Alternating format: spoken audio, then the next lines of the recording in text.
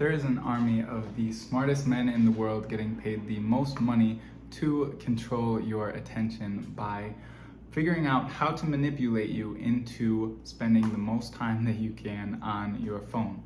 Now, this isn't some cruel plot taken from a book like 1984.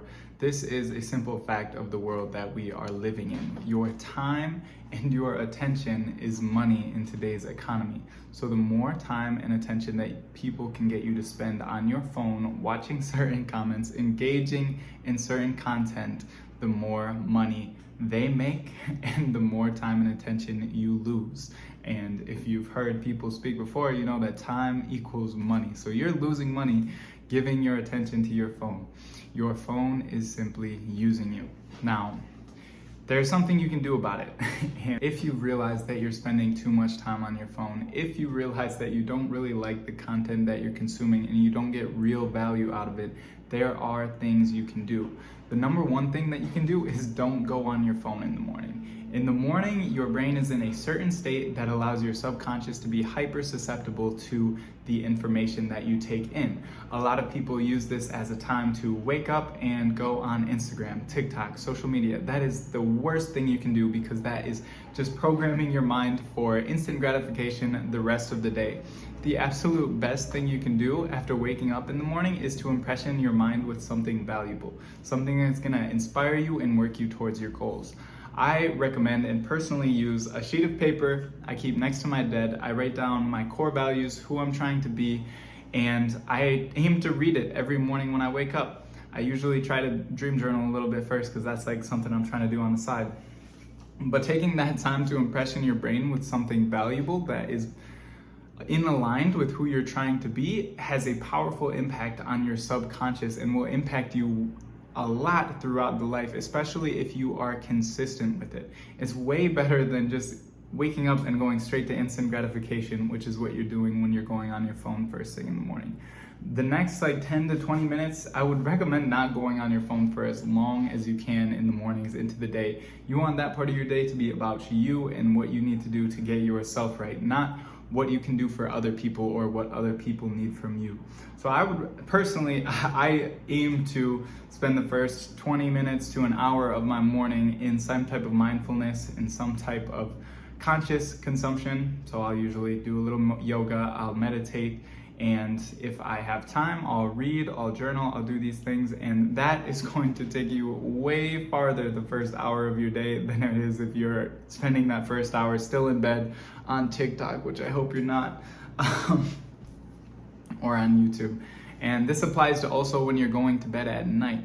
If you are falling asleep to YouTube, no judgment, but be mindful of the content that you are consuming, because not only is your phone blasting you with blue light that's keeping you awake, preventing melatonin release that will allow you to enter deep sleep and a natural sleep cycle and keep you asleep throughout the night, you are also impressioning your subconscious with the stuff that you are putting in your brain before you go to sleep.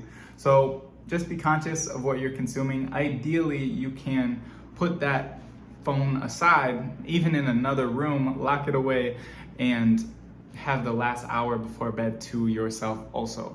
A great thing to do before going to bed is to read, especially if you find a good book that has something to do with mindset or a positive message.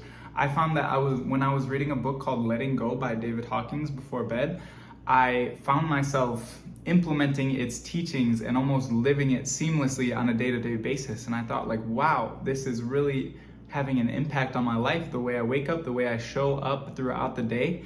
It had an enormous effect on my life, and I think that was due to the fact that I was reading it before bed, and the ideas within it were being impressioned into my subconscious because it's the last thing I was thinking about before I went to sleep.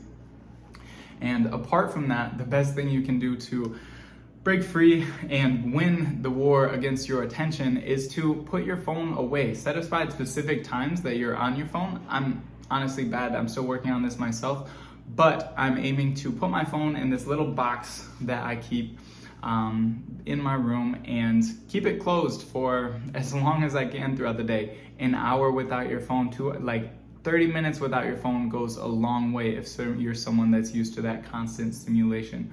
So trying to have periods without your phone Don't be afraid to leave the house without your phone, to leave it in your car when you're going to something and you know you're not going to need it.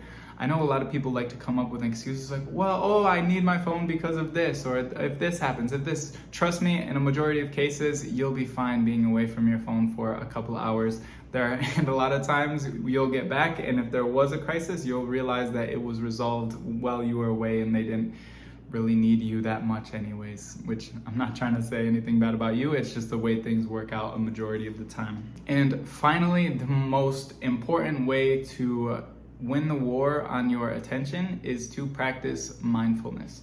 Now, mindfulness doesn't have to be like meditation, it doesn't have to be yoga, it doesn't have to be, everyone has their own form of mindfulness. Some people can be mindful while they're washing the dishes, while they're drawing, while they're creating, when they're sweeping, when they're cleaning. I actually love like a good cleaning session where I'm just putting things away and have focus on that, or doing the dishes, whatever. But having that thing that you can bring your attention to that takes your mind into the present moment is going to be huge when it comes to getting away from your phone, because you can't just get off social media, put your phone away and sit and do nothing with your time. You're just gonna go grab your phone and find something to do. You need to replace it with things that are going to bring you value, or at least some type of stimulation, whether it's playing instruments, whether it's journaling, whether it's reading, things that give you a higher level of fulfillment than simple scrolling, and your life will begin to change. I hope that you guys take what you've learned in this video and implement it into your everyday life, because I'm telling you, if you do these things, you will notice a difference.